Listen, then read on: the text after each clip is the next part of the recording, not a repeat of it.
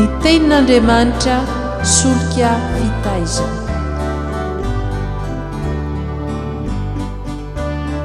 Fandaharana atolotry ny radio teny fiainana miaraka amin'ny fikambanana hira sy filazantsara.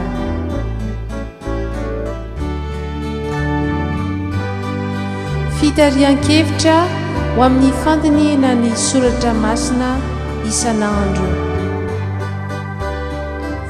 Fa tsy menatra ny filazantsara ao fa herin'Andriamanitra ho famonjena izay rehetra mino izany. Ny tenin'Andriamanitra solika fitaizana.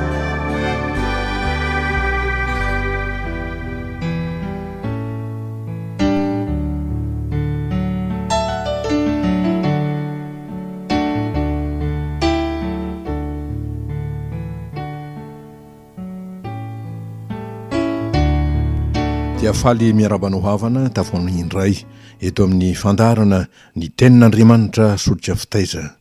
Fandarana izay avoaka ny fikambanana hira sy filazantsara miaraka amin'ny radio teny fiainana.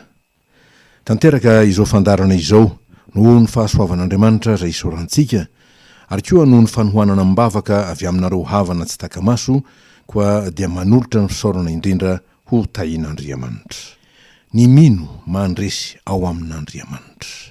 Ny mino mandresy ao amin'Andriamanitra. Roateny izay tandrify loatra ny vanandro ianantsika izany ry havana. Izany no trandrahantsika mandritra herinandro toy ka dia isaorantsika ny tompo fa nataony tsy miala amintsika ny famondram-pony na mitsoaka amintsika ny faneken'ny fihavanany araka ny Isaia 4:10. Fa amin'ny fotoan-tsarotra sy ny andro mahory izay diavintsika toy izao no mbola hamangina antsika amin'ny alalan'ny tenin'Andriamanitra ka hatsapatsika fa tsy mitolona irery na mizaka irery na miady irery sika fa manana n'Andriamanitra izay momba antsika ary Andriamanitra ho ray sy zoky ary-pampionona antsika izay mampandresy sy mampionona antsika amin'ny ady sy ny fahoritsika. Koa dia araka izany no mbola nomezana antsika amin'ity andro talata 17 Novambra ity ny lohahevitra izay mitonona manao hoe amin'ny anaran'ny Tompo ny mino mionona mandrakizay. Ny mino mionona mandrakizay.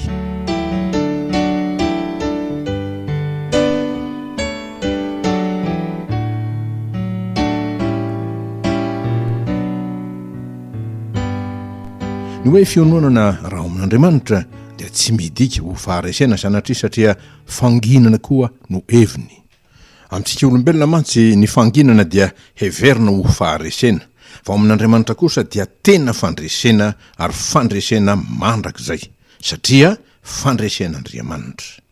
Ary dia izany no hitenenan'ny tenin'Andriamanitra manao hoe fa izao no lazain'ny Tompo dia Jehova ny Ray Masin'i Israely amin'ny fiverenana sy ny fitsaharana no hamonjena anareo amin'ny fanginana sy ny fahatokiana no isin'ny herinareo. Isaia 4:10. Va hoy Davida raha mideran'Andriamanitra ho anao ny fanginana sy ny fiderana, Andriamanitra andriona ho ary aminao no anefana ny voady fa ny fiononana na ny fanginana dia fiderana ankasitrahanao. Salamo 5:21 dia fanomezana voninahitra n'Andriamanitra izany amin'ny fanekena ny fitondrany mahagaga. Ka itenena ny mpanao salamo hoe mangina aho ka tsy milohabava fa hianao no nanao izao. Salamo 5:7. Ka tsy hoe fileferana ambanin'ny fitondran'Andriamanitra fotsiny izany fa tena fahatokiana fa Andriamanitra momba ny olony ary manome azy fiononana.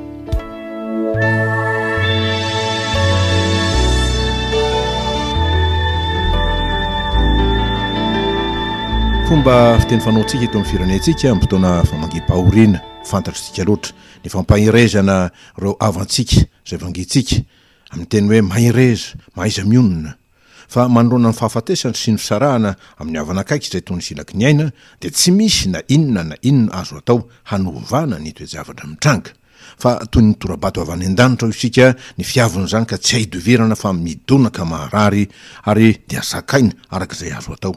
Ary dia tsy kely amintsika mpiray firenena tokoa fa mananjanja amintsika ny fanotrona n'ireo olo-patatra havana tonga midodododo manotrona sy mampionona antsika ny fanontaniana izay tsy azotsika kobonina kosa na hafenina dia ny hoe nanao ahoana ary ny vokatra izay ny famangina izay nimbany teny mamy izay nataon'ireo avantsika mpamangy azo lazaina ve fa namafatanteraka ny alahelo tokoa amintsika irendry na nanafoana ny vesatry ny fahoriana zay mianjady.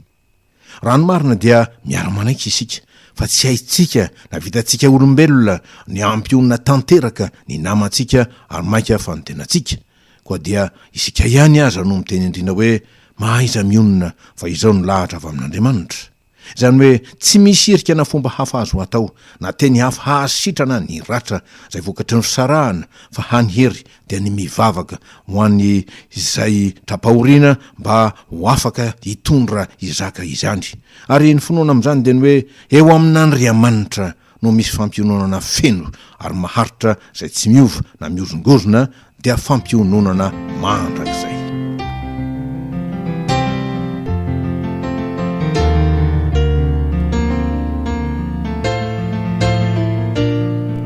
Ny mino mionona mandrakizay zany tokoa ny lohevitra zay mena voasantsika amin'ity andro ity ry havana dia araka ny tenin'ny Paoly apôstôly manao hoe fa ny fahorianay maivana zay vetivety foana dia mainka miasa fatratra indrindra ka mahatanteraka voninahitra mavesatra maharitra mandrakizay ho anay. Koretiana 2:4-7.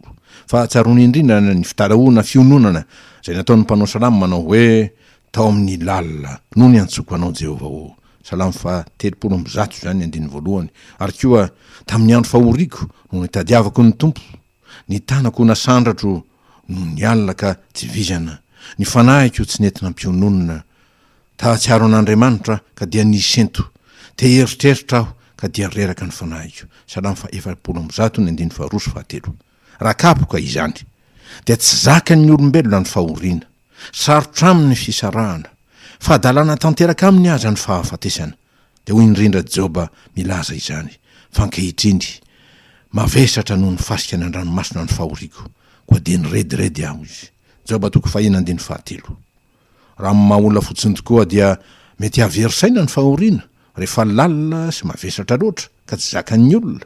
Ny mino kosa dia manana hery ahazakana dia ny fampiononana avy any ambony, ny fampiononana avy amin'Andriamanitra.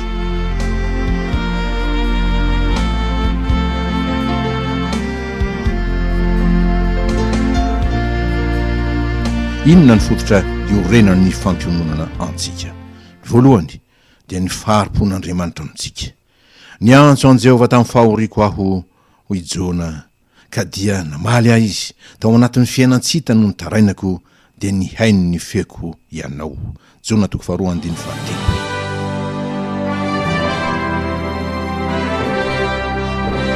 Ny fototra faharoa iorenan'ny fampiononana antsika dia ny fiatsoantsika ny anaran'ny Tompo.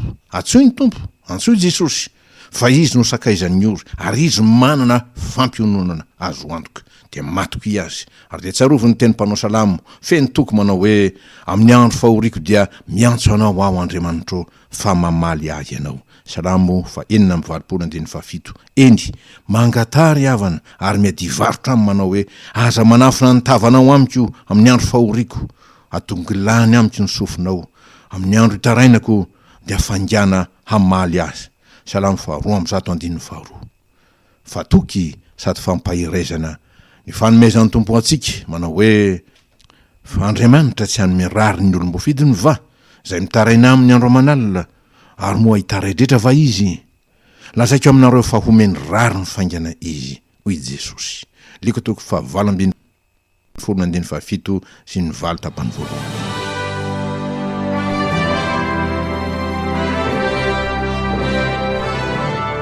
Fototra fahatelo iorenan'ny fampiononana antsika dia ny fampiononan'Andriamanitra amin'ny alalan'ny teniny velona sy mahery ary teny mandresy fahafatesana ka mitondra tokoa ny fampiononana azo antoka. Izao no mampionona ahy amin'ny fahoriako ny mpanao salamo, ny teninao no mamelona ahy. Salamo 5:20. Raha tsy ny lalanao ny ravoravoko dia maty tamin'ny fahoriako aho. Salamo 5:20. Ary ny fototra faefatra farany zay orenan'ny fampiononana antsika dia reo teny vavolombelona. Hoy ny tononkera ny Asaf mpanao salamo, ny feoko dia mankany amin'Andriamanitra ka mitaraina ho eny ny feoko mankany amin'Andriamanitra ka miaino ahy izy. Salamo 7:70. Fa Jehova mampionona ny ziona, eny mampionona zay rava ao izy, ka manao ny hevitra ao tahaka ny Edena, ary ny tany foanao tahaka ny sany Jehova. Hafaliana sy haravona no hita ao mba amin'ny fisaorana sy ny feo fiderana, hoy ny teny mpaminany Isaia 2:7. Ny vaky teny zay omenantsika riavana, ny voalohany dia amin'ny Isaia 5:15 zay azo lazaina hoe ny famanginan'Andriamanitra ny firenena any amin'ny tany fahababona dia ny Israely io, famangina zay midika ho fanasitranana azy, fampiononana azy, fanananganana azy indray, réhabilitation, dia ny famafana ny ranomasony ary ny fanesorana ny henatra zay nahazo azy, fehezina amin'ny teny hoe fampifaliana amin'ny famonjen'Andriamanitra. Ny vaky teny faharoa amin'ny Perikiopa dia ny Korintianina faharoa 4, ny 1:12-20, teny fijoroan'ny Paoly vavolombelona ny amin'ny fiazonany ny finony, na dia ho azany fisedrana zay niatra taminy no ho ny fiantson'Andriamanitra azy. Dia fintinitsika amin'ny teniny eto manao hoe ary tsy ketraka izay ho izy, fa na dia mialevona aza ny toetra ivelany dia havaozony isanandro kosa ny toetra ianatiny. Fa ny fahorinay maivana zay vetivety foana dia mainka miasa fatratra indrindra ka mahatanteraka voninahitra mavesatra maharitra mandraka zay ho anay, raha tsy mijery ny hita izay fa ny tsy hita, fa ny hita dia ho vetivety foana, fa ny tsy hita no haritra mandraka zay, ny tsy hita dia ny tompo izany. Jesosy Kristy tompo ny finoana sy mpanifa azy.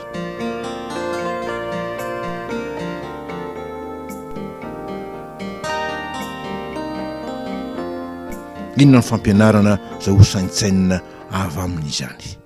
Ny fahoriana na dia mety ho miara-miasa hahasoantsika azy dia mazava fa tsy mba zavatra irina.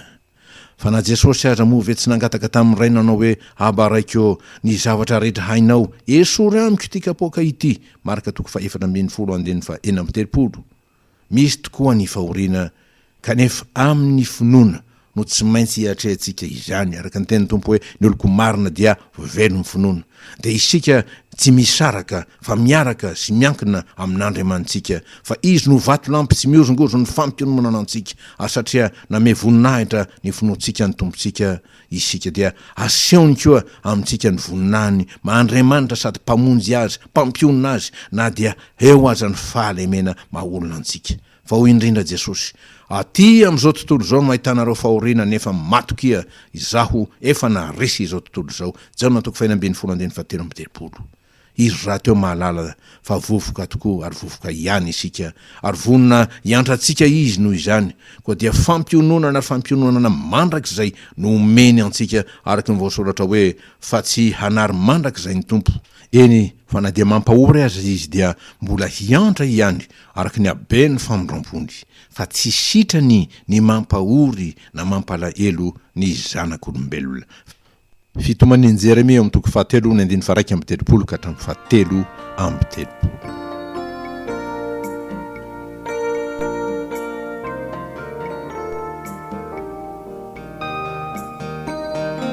Andeha ho fehezitsika riavana ty fampianarana zay fampaherezana antsika, fampiorenana ny finoantsika mba handresy tokoa fahoriana, ary atonga antsika manotro ny mpandresy amin'ny alalan'ilay tiantsika dia Kristy tompontsika.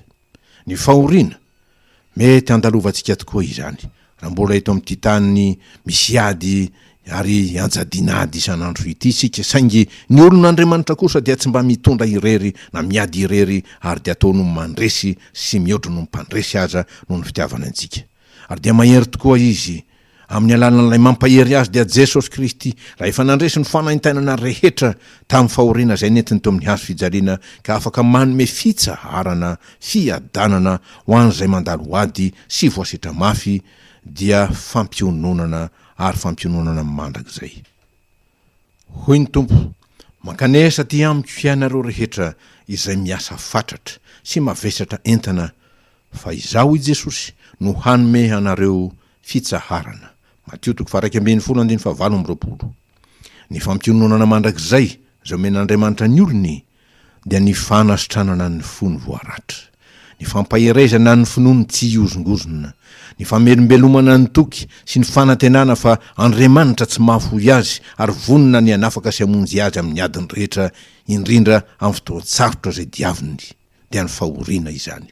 Fa efa nataony ho mpandova ny fanjakan'ny lanitra sy ny fahasoavana izy dia ny fanjakan'ny fandreseny ho fampiononana mandrakizay. Hoy apôstôly Jaona amin'ny Apokalipsy 2:7-5 amin'ny anaran'i Jesosy. Naharefy feo mahery avy teo amin'ny seza fiandrianana ho nanao hoe indro ny tabernakelin'Andriamanitra dia eo amin'ny olona ary izy hitoetra eo aminy ary ireo ho olony ary Andriamanitra no hitoetra eo aminy dia ho Andriamaniny ary ho fafany ny ranomaso rehetra amin'ny masony ary tsy fahafatesana intsony sady tsy hisy alahelo na fitarainana na fanaintainana fa efa lasa ny zavatra taloha. Ary hoy ilay mipetraka eo ambonin'ny seza fiandrianana, indro havaoziko ny zavatra rehetra. Ho voninahitr'Andriamanitra tompon'ny fampiononana ny ao amin'ny anaran'i Jesosy Kristy handrin'ny fiadanana. Amen.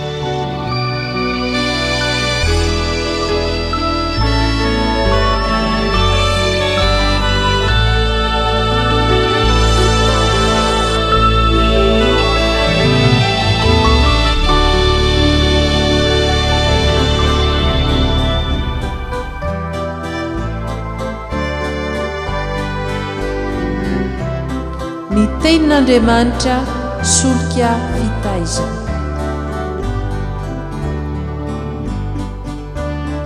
Fandaharana atolotry ny radio teny fiainana miaraka amin'ny fikambanana hira sy filazantsara.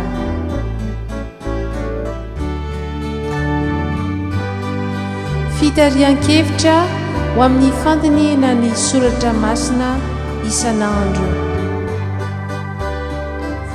Fa tsy menatra ny filazantsara ao fa herin'Andriamanitra ho famonjena izay rehetra mino izany.